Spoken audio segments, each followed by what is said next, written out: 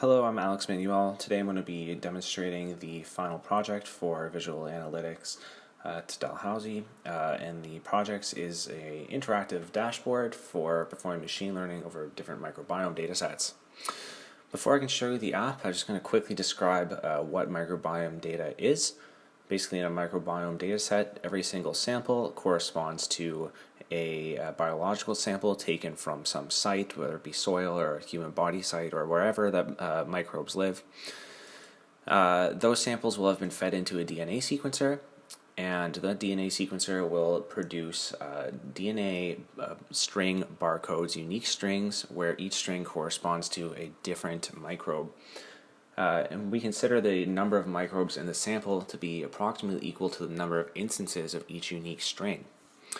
In practice, the strings that come from the DNA sequencer are noisy and unreliable, so instead of using the direct counts of the individual unique strings, first we cluster those strings using a reference database, and then we count the occurrences of those clusters. We call these clusters operational taxonomic units, with the assumption that they roughly correspond to different microbial taxa.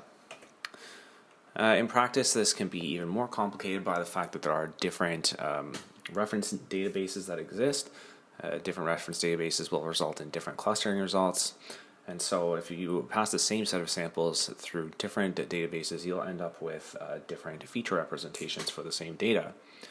To further complicate this, you can then pass these clusters into taxonomic prediction algorithms, which will again change the shape of the feature space, and instead of these unnamed clusters, we end up with named taxa. Now this is where my project is going to come in. I provide this interactive tool for exploring machine learning on microbiome datasets. And I retrieve these datasets from the microbiome learning repo, which is a repository created last year, which hopes to serve as a benchmarking repository for classification and regression tasks over microbiome datasets. And for my project, I've chosen a handful of these datasets where each dataset has 4 different representations. We have the 2 clustering representations found from 2 different databases as reference databases, Green Genes and RefSeq, and then the taxonomic labeled representations for each of those sets. So let's have a look at the application.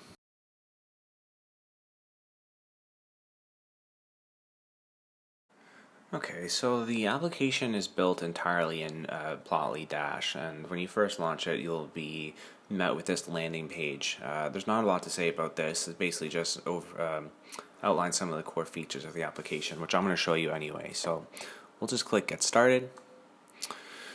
And when you click Get Started, you're met with this page. This is going to be the data pre-processing page. And of course, there's not really anything here. And what we're going to do is select one of the data sets. Each of these data sets is one of the data sets from the Knights ML repo that I mentioned before. We can see the author of the original paper, the description of the classification task, and the body site where the microbial community data was sampled from. So IBD versus healthy, this is a prediction of inflammatory bowel disease from ileum is a colon biopsy. So let's have a look at that data set. So we're just going to click this data set, and what's going to happen here is quite a bit to look at. This is a box and whisker plot, if you can believe it, of the frequency counts for each feature in the data set.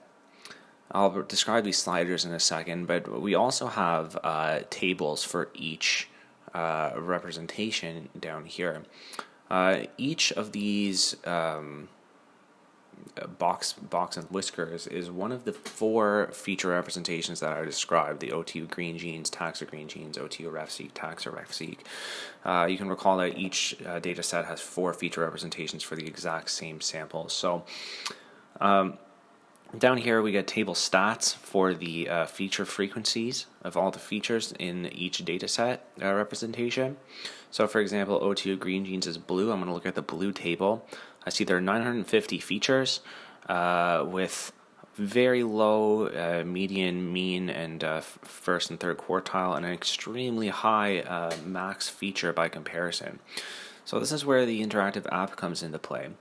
What I can do is I can use this slider to remove any features that are above a certain threshold.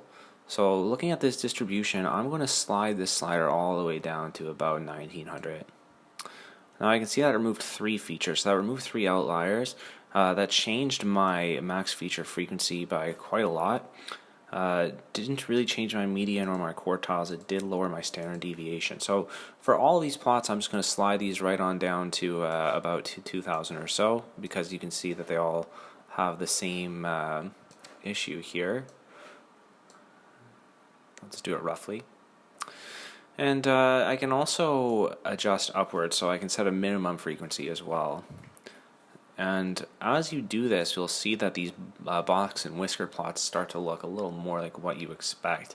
And you can see that, setting the lower bound to 284 for frequency count has decreased the number of features in this data set by quite a lot. So I think I'll do that for all of these, just to... Now, if I were spending more time, I could really mess around and make these distributions look the way I would hope. Something that is important to notice is that because I've changed the bounds on these green and purple ones in such ways that I've actually reduced the number of samples in my data set, I don't want that, so I'm going to go ahead and change these slides until every sample is at 140. So now that I've excluded features based on a way that I think looks nice, I'm going to click the classification tab. And this is kind of the core feature of this application, is that I can now perform a grid search of different machine learning models and get the results over each feature representation. So on the grid search page, nothing works if you don't fill out the form correctly, which is what you would hope for. Just these empty graphs for now. Grid search page does have the option to specify feature selection based on either chi-square information or mutual information. I'm going to leave that blank for now since I went ahead and chose the features myself. And I'm going to select a couple models here. So I'll do random forest and I'll choose support vector machine. And you can see that what happens is as I choose models, I get these pop-ups which give me parameter option forms. So random forest, I'll choose Gini impurity and entropy. And estimators, I'll leave blank. I'll let it use the default N estimators. Support vector machine, I'm going to choose linear and radial basis function as the kernel. And I'll choose a few of these values for C. And when I hit run grid search, which I just did, what's going to happen is I'm going to perform a threefold cross-validation grid search over the full data set with every combination of these parameters and models possible. And then what gets output to my page, quite a lot to look at I know, but I'll break it down here so it makes sense, is first of all a bar plot for each representation which shows the accuracy and standard deviation of that grid search of the best result. So for example, I can see by eyeballing it that ref-seq OTU is my best one. So I'm going to float over there. I can see that the estimator used was a linear support vector machine, mean score of 72, max score of 85. The score is accuracy. And this table shows all of the results from the grid search, including all the different parameter choices if you really want to get nitty-gritty and see which parameters were used. But for a quick glance, I'm going to click the mean score and sort by score on this table so that I can see at a glance that the best performing were my ref-seq OTU, support vector machine. I can see the mean score, I can see standard deviations.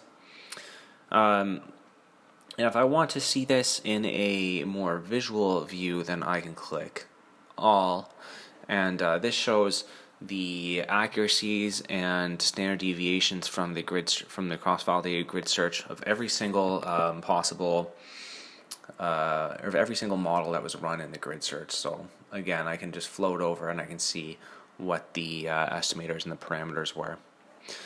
Now, just to demonstrate, I'll choose a different data set here, US versus Malawi, sure. This time I'm not going to filter anything. I'll click classification, and I'm going to choose 20 best features from the chi-squared information test, and I'll try to just quickly do the same settings as I used for the prior test. Click run. It's going to calculate, take a second. Great, so I can actually see that this test set ended up with this data set rather ended up with quite a bit higher scores, and that may be because the chi-square information is better at feature selection than I am, or maybe it's because the task is more predictable. But this is a tool that is really going to help with, or really facilitates comparison of the different feature representations, their effects on performance, as well as model choice when looking for the highest accuracy score. What I had hoped to do but didn't get around to doing because it didn't end up making sense was there's no clustering here, and there's no projection into low feature space. And the reason that I made the decision not to do that is because all of the problems are binary classification problems. And so clustering a two-class problem is not especially interesting. So I ended up not doing any clustering or anything like that. So that's the gist of the project, and my hope is that this provides a friendly interface for letting people who have no idea how to code look at their data, mess with it, and try to get the best classification results and see what kind of separation is possible in these different tasks. Thank you.